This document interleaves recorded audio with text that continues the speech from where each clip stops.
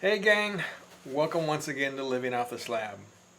Today we're going to pick up right where we left off in the last video, and we're going to continue our discussion on staying hydrated while you're out on a tour.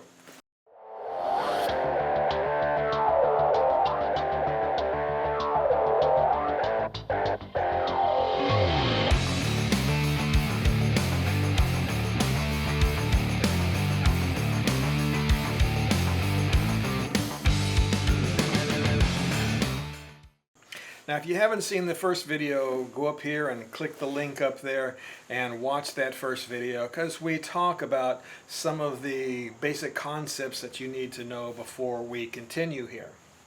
Today, we're going to go through what a basic day on the bike looks like and how I incorporate hydration into traveling every day.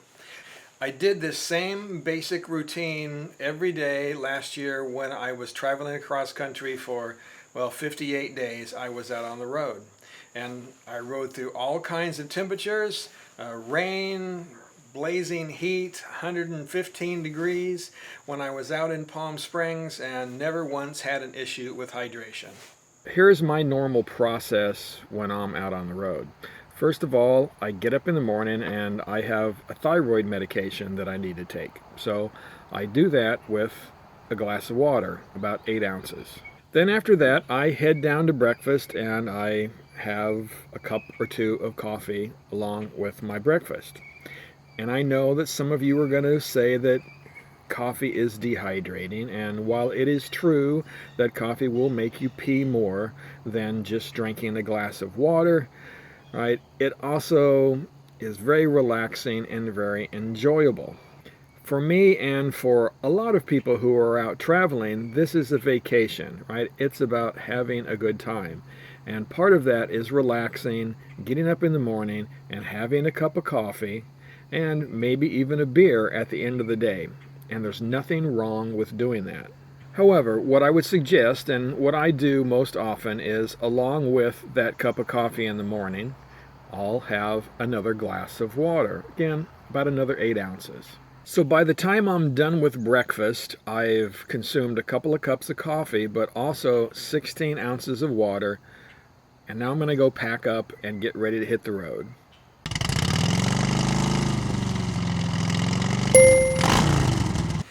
Now, of course, after I'm done with breakfast, I pack up the bike, and then one of the last things that I do is to fill up my hydration pack. So why do I like to use the hydration pack? Well, I'm sure that everybody knows somebody who carries around one of these things, or a water bottle or a water cup throughout the day. I know I have them at my work. I even have some here at my home with me. Right? And while these people can be a little bit annoying, constantly sipping on water and leaving these things everywhere for me to find, well, still, they have the right idea when it comes to hydration, and we motorcyclists can learn a thing or two. Wearing a hydration pack for we motorcyclists allows us to do the same thing. Rather than only periodically drinking water and trying to do it in larger quantities, we can drink smaller amounts throughout the day. And for me, what that means is about every 15 minutes, I am unhooking my hose here, I am opening it up, right, and I'm taking a couple of mouthfuls of water.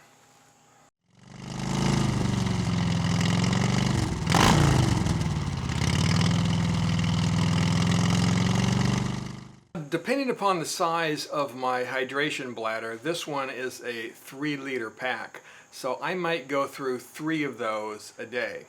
So I will stop every hour to an hour and a half, especially if I am riding by myself, just to stop, stretch my legs, move around a little bit. But also I'll keep this hydration pack topped off so that I always have water with me. Now, exactly how much water I consume during a day depends upon how far I'm going, how long I'm riding, really. If it's a 10-hour day or a 12-hour day, right, I'll drink more water, right? Also, it depends upon the temperature that I'm riding in. If it's a 70 or 80 degree day, well, then typically those couple of mouthfuls of water every 15 minutes is more than adequate. However, if it's really hot, like I'm riding through Death Valley or riding through the deserts of Utah, something like that, then I am going to increase my fluid intake. Right? I might go 3 or maybe even 4 mouthfuls of water, every 15 minutes. I really kind of play it by ear. I listen to my body, right, and I drink, right, what makes me feel good. And as I said previously, I don't count the ounces or anything like that I'm drinking. I just make sure that I stay on this plan. Right? I just make sure that I'm continually drinking at those regular intervals throughout a long day. Another question or reservation is going to be that, well, you might not just like wearing a backpack, right? Again, and I can completely understand that. So can you use a cup and a cup holder? Yes, you can. However, you're probably going to need a modular helmet to make it easy to drink from a cup like this, right, as you're riding. And these cups don't hold near as much water as a hydration bladder, so you'll be stopping more often to keep it filled up. Another option, and actually the one that I used while I was traveling cross country last year, is I got this tank bag from Moscow Moto. This is a Nomad tank bag, and it is really cool because not only does it have a lot of room in it to carry all of your essentials, but it also comes with its own hydration bladder. This 1.5 liter hydration bladder fits inside the Nomad tank bag, and it makes it really easy to stay hydrated. I didn't have to carry anything on my back. It just sat right on the tank of my Victory Vision that I was using last year for that big tour, and it worked out great. I just absolutely love this tank bag. So, at the end of a long day, when I've taken the hydration pack off and it's time to undo this jacket and relax a little bit, well, then what I do is I go down and have a beer, right? I am not going to worry about it. It's part of enjoying yourself and enjoying the ride.